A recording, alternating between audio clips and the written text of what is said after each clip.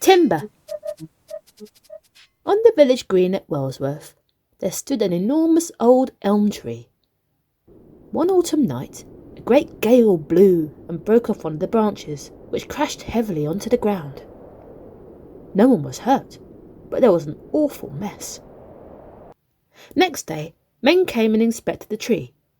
They measured this and that and made important-looking notes on their pads, nodding and looking serious.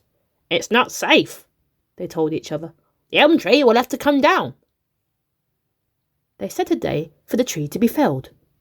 It happened to be the same day that Trevor the traction engine was helping Jem Cole to cut a supply of logs to last the vicar through the winter. Some years ago, Edward had helped save Trevor from the scrapyard. He had persuaded the vicar to buy Trevor, and now he lives at the vicarage orchard near Edward's branch line.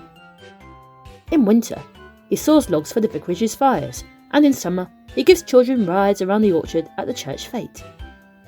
Jem Cole, his driver, is always glad when the vicar says there's more work for Trevor. "Trevor and I make a good team," he says. That day, Trevor and Jem had been busy all morning, and a great pile of logs showed that they were almost finished. Suddenly, they heard a shout from the gate. Jem stopped the saw and went to find out what was the matter. He came back with a giant grin across his face.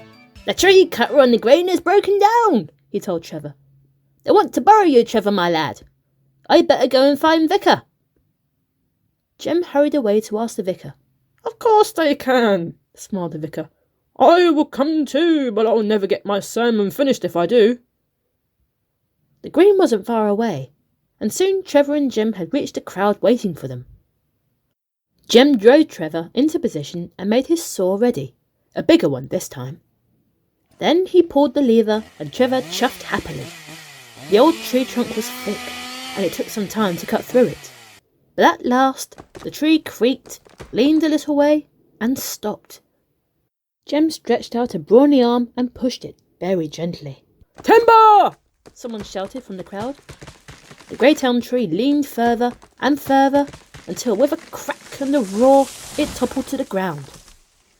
Debris flew in all directions, and a great cloud of rooks, cawing crossly at being disturbed, rose from the trees nearby and drifted about in the air like pieces of burnt paper.